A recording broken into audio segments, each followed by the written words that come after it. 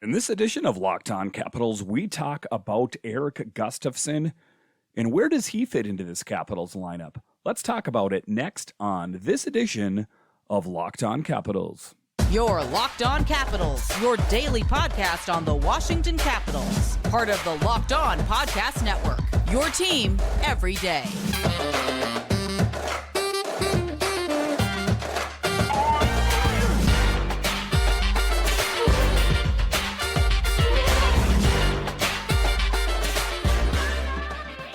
Hello and welcome into this edition of Locked On Capitals. I'm so glad you decided to join me today. As always, this podcast is free and available on all the major platforms, and I want to thank you for making this your first listen or view of the day. Yes, this podcast is also available in video form, so head on over to YouTube and check it out. And when you're on YouTube, make sure and hit that subscribe button. And if you like the videos, hit the thumbs up button. It really helps grow the channel. My name is Dan Holme. You can find me on Twitter. It's at DanCaps218. You can find the show on Twitter. It's at Locked On Caps. So just off the start here, going to kind of talk about some of the formatting of this show through the next month or so, or the next 7 weeks, I guess we'll say, is that this show is going to be going to 3 shows per week. And the tentative plan is for shows to be on Monday, Wednesday, and Friday. I know as you listen to this is a Tuesday release, but that is just because of some scheduling issues that I had with some guests on the show. But the plan going forward is to be Monday, Wednesday, and Friday until training camp starts, and then we're back to 5 days a week. But ultimately, if you could just go to at Locked On Caps on Twitter, I will keep you up to speed with everything that's going on as far as the scheduling is concerned of the show. So just right off the bat here, let's talk about Erik Gustafsson and where does he fit into this Capitals team? The Washington Capitals signed defenseman Erik Gustafsson to a 1-year, $800,000 contract. Vice President and General Manager Brian McClellan announced.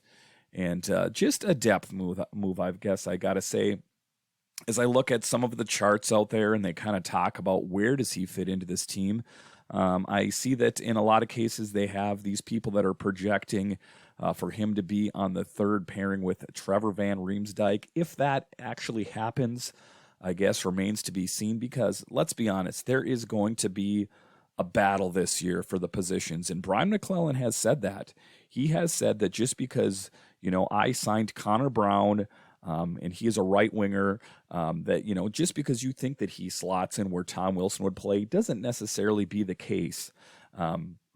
You could say the same thing for Dylan Strome. Just because he's a center doesn't necessarily mean that he is going to fill the spot of Nick Backstrom.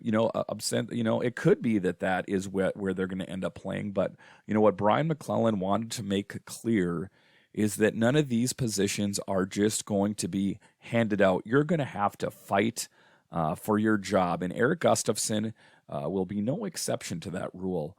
We talked about that this team and its defense, there's going to be some open holes with Schultz not on the team anymore. What is the lineup going to be? You got to take a look at it, that there's probably going to be a battle with Lucas Johansen and Alex Alexiev when he returns. So all of these guys are going to be fighting for spots and getting playing time ultimately. And I think that competitive environment is ultimately a good thing. And if you take a look at Erik Gustafsson, signed to a 1-year deal for $800,000, kind of a low-risk bargain shopping move by Brian McClellan. I think it was a wise move on his part. Gustafsson is an offensive defenseman who once had a 60-point season with the Blackhawks during the 18-19 campaign. Then he bounced around 4 teams over 3 years: Calgary, Philadelphia, Montreal, the New York Islanders, before landing back in Chicago. The 30-year-old Swede was teammates with Trevor Van Riemsdyk in the 15-16 season with Chicago and could skate on the Capitals' third pairing with Trevor Van Riemsdyk in the 22-23 season. So a bit of history there going back, and, sometimes that's a good thing. It's a chemistry that's formed with, another player. And sometimes that's the hardest part is, sometimes these teams will sign players and they're like, wow, this is a really great player, and we have him on our team. But the question then is it going to are they going to have good chemistry with the other players on the team? And so just the fact that Gustavsson has a history with Trevor Van Riemsdyk helps a little bit. I don't, think that that's going to make him a shoo-in for playing on this team or playing on the third pairing with him, but I guess it ultimately remains to be seen. Other defensive candidates that could make the Capitals roster out of the training camp include Matt Irwin and Lucas Johansen. This is in RMNB. They talk about it, but the official presser on it was that the Capitals signed defenseman Erik Gustafsson to an $800,000 contract.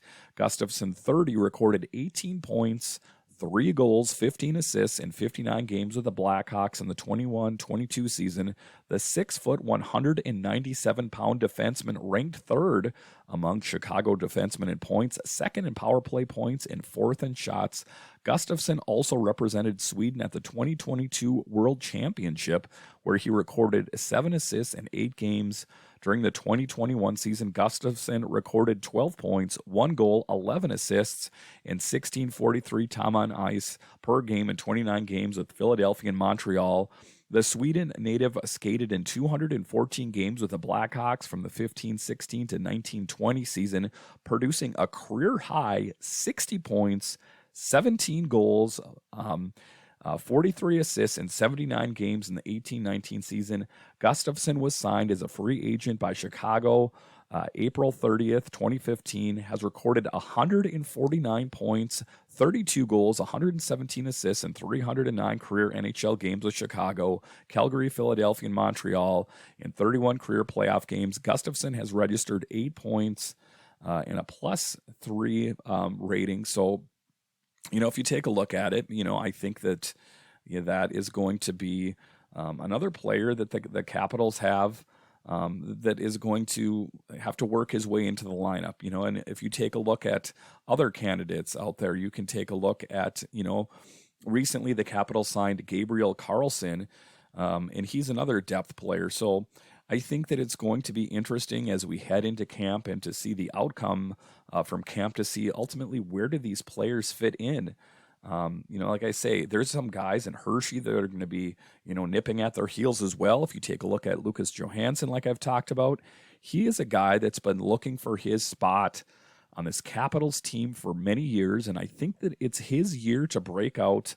And, just because if you take a look at Gabriel Peterson and then you take a look at Erik Gustafsson, do they have what it takes to make it on this team? If you take a look at their track record, it looks okay. In either case, Erik Gustafsson or Gabriel Carlsson, neither one of their records or stats is something that's going to jump out at you and say, we need that on this team.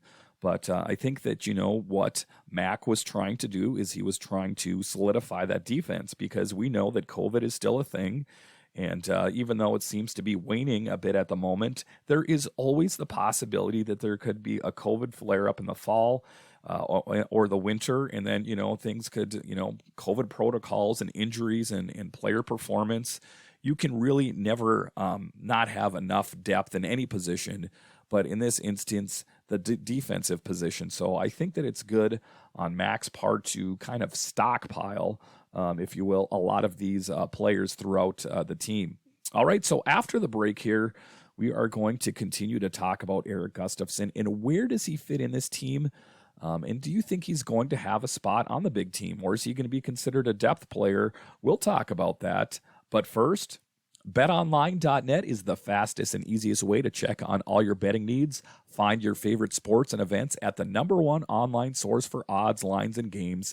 Find reviews and news of every league, including Major League Baseball, NFL, NBA, NHL, combat sports, esports, and even golf. And that's what I'm talking about here, guys. Even if there's not a sport that you're interested in, if you go to BetOnline, you can find all of the odds. You can find who's a good team to put some money on. And that's going to make the games that much more exciting. BetOnline continues to be the top online resource for all your sports wagering information. From live in-game betting, scores, and podcasts, they have you covered. Head to BetOnline today or use your mobile device to learn more about the trends in action. BetOnline, where the game starts. All right, welcome back to this edition of Locked On Capitals. In this edition, we are talking about Erik Gustafsson and where does he fit in on this team. You know, Brian McClellan was busy on free agency, and the following days after, they're trying to solidify roles throughout this team. You know, if you take a look at Connor Brown, it seems like ostensibly he could be filling in on the top line right wing. It looks like Dylan Strome could be the second line center for Nick Backstrom. And then there's just other players throughout this team that, you know, you think that you know where they would fit in here and there. You also have Borgstrom, who is going to be a depth centerman. Where are all these players where are they going to land when it's all said and done? When the dust settles, as they say, where are all these players going to land? Like I said, you know, in years past, when we've talked about training camp, there's been some roles here and there where players have had to prove themselves, but I think that this fall, September is going to be a training camp to remember. I think that, you know, there's a lot of spots on this Capitals team that players are going to be fighting for, and that's what you're fighting for if you're on this NHL level, is playing time. And I think that, you know, when we talk about this, Erik Gustafsson and Gabriel Carlsson and Borgstrom and you know, these players, they are all going to be fighting for jobs on this team. And it's, you know, that's a good environment. That's good for the Capitals. It's good for the fans. And hopefully it ends up being good in the win column ultimately, if you know what I'm saying. So let's take a look back on Erik Gustafsson. When I'm doing these player profiles, I like to look at the origin story. Where do these players come from? And that kind of thing.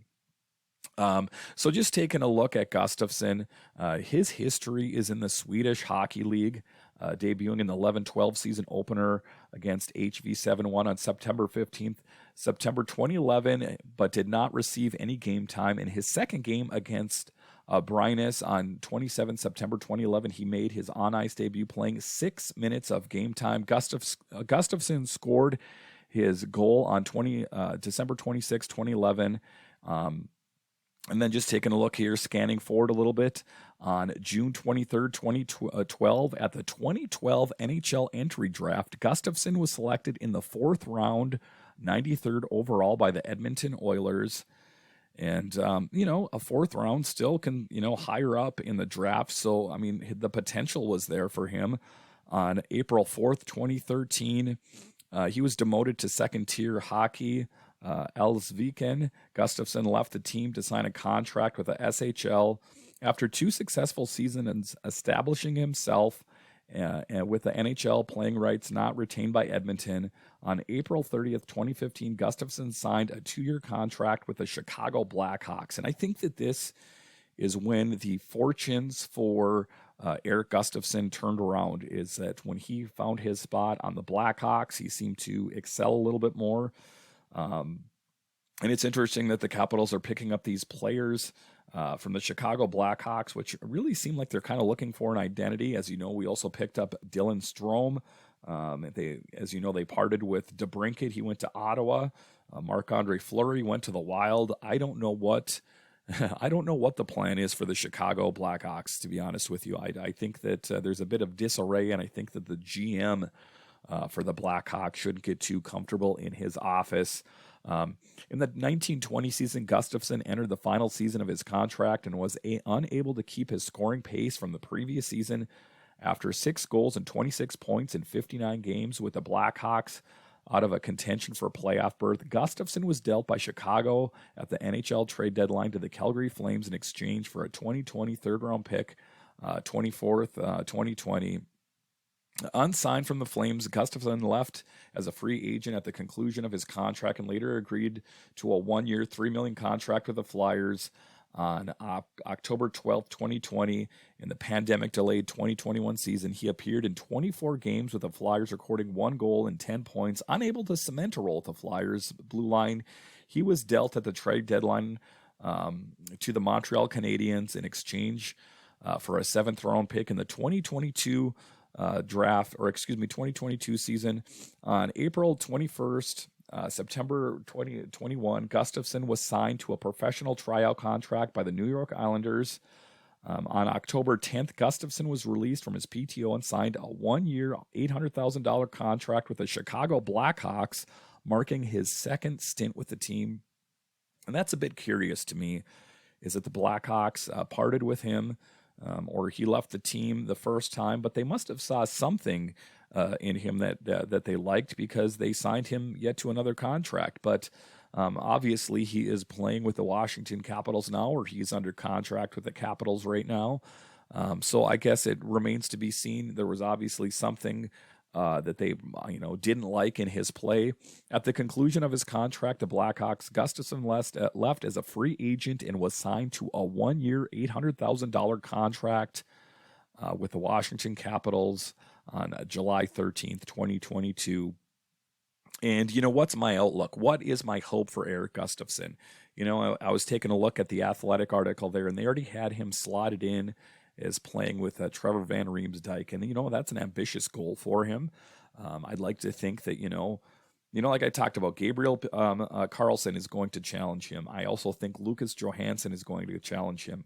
But, if these players, and if you take a look at Erik Gustafsson as an example in this case, I mean, there is always the option, potentially, if it doesn't work out for the Capitals, to go down to the Hershey Bears.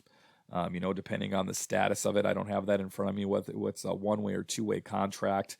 As we know, in one case, he would have to clear waivers. But in any case, there's a lot of questions as we go into the training camps, like I talked about.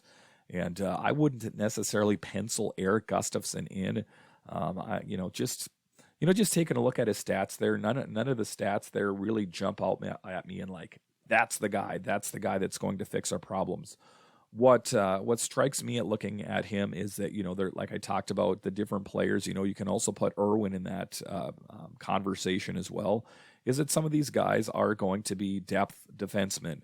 They're going to be healthy scratches. They are going to be, plans for when things go wrong, essentially. So it will just remain to be seen as we head into the fall what the lineup is going to end up looking like for Game 1. All right, so after the break here, we are going to continue to talk about Erik Gustafsson and his career, his origin story, and does he have a spot on this team? We'll talk about that next. All right, to welcome back into this edition of Locked On Capitals. I'm so glad you decided to join me today. You can find me on Twitter. My name is Dan Holme at DanCaps218. And in this episode, we are kind of doing a player profile of Erik Gustafsson and where does he fit on this team? If you take a look back on some of the articles on his playing days, this is going back to October 14th, 2020. They talk about how he played. So let's get a little snapshot of what the Blackhawks thought. Last season, Gustavsson spent the majority of the shortened regular season in Chicago before being dealt to Calgary for a 3rd-round pick. His most productive season in the Windy City came in 18-19, where he scored 60 points, 79 games, including 17 goals, which placed him tied for 3rd among NHL defensemen that season. So, I mean, if you take a look back on that, that's quite a stat. I know that we were going back to the 2020 season and, where it's 2022 right now. Though Gustavsson did not have his best season in 1920, he isn't that far removed from his stellar 18-19 campaign, and it isn't unrealistic to think that the 28-year-old can't bounce back to his previous best form. Many have questioned the fit that Gustavsson will have in the lineup, and honestly, the signing does raise more questions than answers for me in particular. There were 3 specific questions that Gustavsson's signing in Philadelphia raised. Number 1, will Gustavsson take the reins from Provorov as the top power play defenseman? Number 2, are we looking at 2nd or 3rd pair minutes with Gustavsson? And number 3, is Gustavsson in any way a longish-term solution for the Flyers? This is a guy that bounced around. He got bounced around the league quite a bit. But, there are players on the Capitals team that are similar to that. If you take a look at Marcus Johansen, for example, he's been bounced around a little bit, you could say. But guess what? He signed a new deal with the Capitals. And, why did they do that? Because the Capitals saw something in him that they liked. And as we take a look at an article from 2021, just to give you snapshots and what these teams were thinking about, what was their assessment of Erik Gustafsson? And this is a quote from him. "When I first left in 2020, we had some struggles in our own zone," Gustafsson said Sunday. "But when I came back, it felt like we were very structured in playing how we were supposed to play. Even when we didn't start well this season, the more games we play, we start to trust each other and we start to play the right way. It makes it so much easier when you can trust your D partner and have the center and whoever is low among the forwards. Even though he is a defenseman, Gustafsson never has been much associated with defense. He made it to the NHL and broke out on his still hard-to-believe 60-point season in 18-19 because of his ultra-offensive tendencies." Wow, isn't that a bit interesting? Maybe a bit Mike Greenish, if you will. Some of these guys are stay-at-home defensemen. Some of these are guys that like to get involved a little bit more in the scoring. And, I think that, a good balance of that is a good thing. For years, he was paid to focus on scoring, so he did. Even when the points dried up somewhat in recent years, that remained his first priority, which resulted in a tendency for excessive turnovers. So that's something to work on. But the philosophical shift within the Hawks, accelerated and cemented by Derek King's appointment as an interim coach and associate coach, elevated influence, finally caught on to Gustavsson at last is learning how to put the defense in defensemen. "I'm starting to adapt," he said. "My main focus has been the defensive part and trying to help the team be solid on the back end. I've been losing my offensive play a little bit, but I can take it there if I have to, and I can play the defensive zone. It makes it a little bit better." What's my assessment? Just taking a look at Gustafsson, is that he has some offensive upside. It sounds like he can be a little bit reckless with the puck sometimes, but ultimately that's what we have to take a look at Gustafsson as some raw talent, if you will. I know he's been cooked for some time, but it still seems like it's a bit raw talent, if you ask me. And, like Mac said, nothing is set in stone with any of these positions out there, save except Alex Ovechkin. I think that you can pretty much solidify his spot on this team. But if you take a look at any of the other positions, the Strome signing, if you take a look at the Brown signing, if you take a look at the Borgstrom signing, if you take a look at, the Gabriel Carlson signing, none of these players, should take stock and that I have a starting position anywhere. And it's going to be interesting to see what this team looks like in the fall and how it takes shape. And, they have a lot of options here. So if one player, looks good in camp and all of a sudden can't cut the mustard, well, then guess what? Then, you have other options. You have a Lucas Johansen. You have an Erik Gustafsson, etc. So it's good for the Capitals to be in this position going forward. And, I have a lot of hope in this team. I'm talking about Erik Gustafsson in particular, but if you take a look at a lot of the A-list signings that Mac did in this free agency, it's quite stellar. You take a look at Kemper. You take a look at Charlie Lindgren, who I think is going to be really good. You take a look at Connor Brown and Dylan Strome. I think the Capitals should feel pretty good about what they ended up doing in Mac, who took a lot of grief and flack this last season, I think really kind of rose to the challenge. Thank you for making Locked On Capitals your first listen every day. Now make your second listen Locked On NHL. Locked On experts give you a daily 30-minute podcast on all things NHL all year long. Stay up to date on everything in the world of hockey. Locked On NHL, your daily 30-minute NHL podcast. So once again, thank you for joining me on this edition of Locked On Capitals. Have a big show announcement for you tomorrow as John Walton, voice of the Washington Capitals, the radio play-by-play, will be on the show, and it'll be a really interesting conversation. I plan to talk to him about how he thinks the Capitals did at free agency. I plan on talking to him a little bit about his career, kind of a really stellar breakout year or a career for him if you take a look at it. Started out with the Hershey Bears, doing play-by-play there. Then was the play-by-play for the Capitals on the radio side, and then also was doing play-by-play for the Olympics, and also had some opportunities to fill in for Joe B as well. So it will be a great conversation with John Walton coming up here. So that show will be on Wednesday, so you'll want to make sure and tune in for that. All right, once again, thank you for joining me on this edition of Locked On Capitals, and I'll talk to you next time.